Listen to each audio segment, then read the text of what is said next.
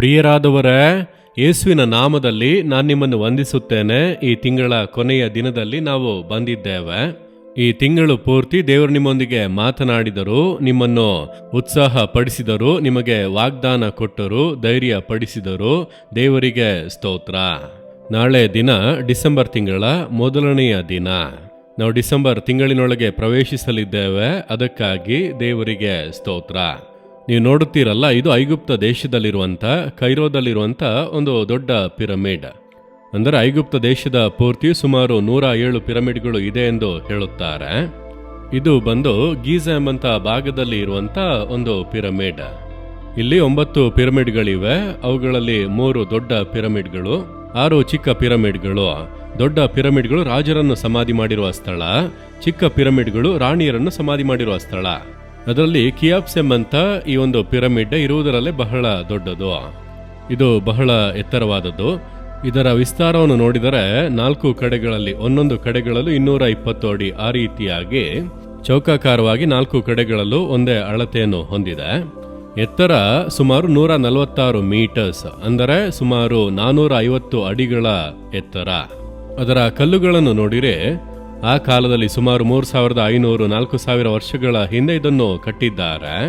ಆಗ ಯಂತ್ರಗಳು, ಈ ರೀತಿ ಉಪಕರಣಗಳನ್ನೆಲ್ಲ ಕಂಡು ಹಿಡಿಯದೇ ಇರುವ ಕಾಲ. ಇಷ್ಟು ದೊಡ್ಡ ದೊಡ್ಡ ಕಲ್ಲುಗಳನ್ನು ಎಲ್ಲಿಂದ ಕತ್ತರಿಸಿ ತೆಗೆದುಕೊಂಡು ಬಂದರು ಎಂಬುದೇ ದೊಡ್ಡ ಆಶ್ಚರ್ಯ. ಪ್ರತಿಯೊಂದು ಆ ಬಂಡೆ ಕಲ್ಲುಗಳು ಕೂಡ ಸುಮಾರು 1 ರಿಂದ 2 ಟನ್ಗಳಷ್ಟು ತೂಕವುಳ್ಳಂಥದ್ದು. ಕೆಲವೊಂದು 8 ಟನ್ ತೂಕ ಕೂಡ ಇದೆ ಎಂದು ಹೇಳುತ್ತಾರೆ. ಅಂದರೆ ಸಾವಿರಾರು ಕೆಜಿ ತೂಕವುಳ್ಳ ಅನೇಕ ಕಲ್ಲುಗಳು, ಅದನ್ನು ಒಂದರ ಮೇಲೆ ಒಂದನ್ನು ಇಟ್ಟು ಅಷ್ಟು ಎತ್ತರದಲ್ಲಿ ಇಟ್ಟಿರುವಂಥದ್ದೆಲ್ಲ ಬಹಳ ಆಶ್ಚರ್ಯವಾದದ್ದು. ಲೋಕದ ಎಲ್ಲ ಭಾಗಗಳಿಂದ ಲಕ್ಷಾಂತರ ಪ್ರವಾಸಿಗಳು ಅನುದಿನವೂ ಇದನ್ನು ನೋಡುವುದಕ್ಕೆ ಬರುತ್ತಾರೆ. ಪ್ರಪಂಚದ ಅದ್ಭುತಗಳಲ್ಲಿ ಒಂದೆಂಬುದಾಗಿ ಎಣಿಸಲ್ಪಡುತ್ತದೆ. ಸರಿ, ದೇವರು ಇನ್ನು ನನಗೆ ಯಾವ ವಾಕ್ಯವನ್ನು ಇಟ್ಟಿದ್ದಾರೆ ಎಂಬುದಾಗಿ ಅಂದುಕೊಳ್ಳುತ್ತೀರಾ? ಕೀರ್ತನೆಗಳು 23:6ನೇ ವಾಕ್ಯ. ನಿಶ್ಚಯವಾಗಿ ನನ್ನ ಜೀವಮಾನದಲ್ಲೆಲ್ಲ ಶುಭವೂ ಕೃಪೆಯೂ ನನ್ನನ್ನು ಹಿಂಬಾಲಿಸುವವು. ನೀವು ನಂಬಿಕೆಯಿಂದ ಹೇಳಬೇಕಾದಂಥ ಒಂದು ಕಾರ್ಯ ಏನೆಂದರೆ, ದೇವರು ನನಗೆ ಶುಭವನ್ನು ಉಂಟು ಮಾಡಿದ್ದಾರೆ, ಆತನ ಕೃಪೆ ನನ್ನನ್ನು ಕಾಯುತ್ತಾ ಇದೆ. ಅದು ಈ ತಿಂಗಳಿನಲ್ಲಿ ಮಾತ್ರ ಅಲ್ಲ, ಜೀವಮಾನ ಪೂರ್ತಿಯೋ. ನಾನು ಮರಣವನ್ನು ಸಂಧಿಸುವವರೆಗೂ ಅಥವಾ ಯೇಸುವಿನ ಬರೋಣದವರೆಗೂ ನಾನು ಜೀವದಿಂದ ಇರುವಂಥ ಎಲ್ಲ ದಿನಗಳು ದೇವರ ಶುಭವೂ ಕೃಪೆಯೂ ನನ್ನನ್ನು ಹಿಂಬಾಲಿಸುವವು. ಹಾಗಾದರೆ ನನಗೆ ಏನೆಲ್ಲ ಶುಭಗಳು ಬೇಕೋ ಅದನ್ನೆಲ್ಲ ದೇವರು ಕೊಡುತ್ತಲೇ ಇರುವರು ಎಂಬುದಾಗಿ ನೀವು ನಂಬಿರಿ. ಒಂದೇ ಒಂದು ದಿನವೂ ಕೂಡ ಯಾವ ಮೇಲೂ ಕಡಿಮೆ ಆಗದು. ನಿಮಗೆಂದು ಯಾವುದೊಂದು ಶುಭ ಬೇಕಲ್ಲವ, ಒಂದು ಮೇಲು ಅವಶ್ಯವಾಗಿದೆ. ಆ ಮೇಲನ್ನು ಇಂದು ದೇವರು ನಿಮಗೆ ಅನುಗ್ರಹಿಸುವರು. ನಾಳೆ ಇನ್ನೊಂದು ಮೇಲುಗಳು ಅವಶ್ಯವಾಗಿರಬಹುದು, ಅದನ್ನು ಕೂಡ ದೇವರು ಅನುಗ್ರಹಿಸುವರು. ನಿಮ್ಮ ಜೀವಮಾನ ಪೂರ್ತಿಯೂ ಶುಭವು ನಿಮ್ಮನ್ನು ಹಿಂಬಾಲಿಸುತ್ತಲೇ ಇರುತ್ತದೆ.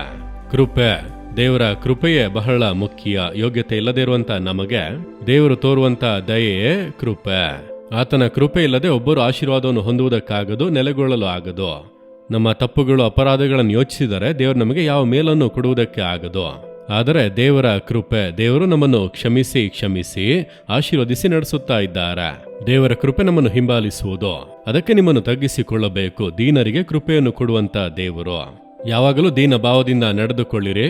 ನನ್ನ ಯೋಗ್ಯತೆ, ನನ್ನ ಭಕ್ತಿ ಎಂಬುದಾಗಿ ನಡೆದುಕೊಳ್ಳದೆ ನಿಮ್ಮನ್ನು ತಗ್ಗಿಸಿಕೊಳ್ಳಿರಿ. ಆಗ ಆತನ ಕೃಪೆ ನಿಮ್ಮನ್ನು ಹಿಂಬಾಲಿಸುವುದು. ನನ್ನ ಜೀವಮಾನವೆಲ್ಲ ಶುಭವೂ ಕೃಪೆಯು ನನ್ನನ್ನು ಹಿಂಬಾಲಿಸುವವು. ಸಂತೋಷವಾಗಿ ಹೇಳಿರಿ, ದೇವರ ಕೃಪೆ, ದೇವರ ಶುಭಗಳು ಹಿಂಬಾಲಿಸುವವು. ಯೇಸುವಿನ ನಾಮದಲ್ಲಿ ಶುಭವೂ ಕೃಪೆಯು ನನ್ನನ್ನು, ನನ್ನ ಕುಟುಂಬವನ್ನು, ನಮ್ಮನ್ನು ಹಿಂಬಾಲಿಸುವವು. ಯೇಸುವಿನ ನಾಮದಲ್ಲಿ ಆಮೇನ್, ಆಮೇನ್. Jesus redeem Kannada YouTube channel ಅನ್ನು ಸಬ್ಸ್ಕ್ರೈಬ್ ಮಾಡಿ. ಸಬ್ಸ್ಕ್ರೈಬ್ ಬಟನ್ ಕ್ಲಿಕ್ ಮಾಡಿ ಮತ್ತು ಬೆಲ್ ಬಟನ್ ಒತ್ತಿ.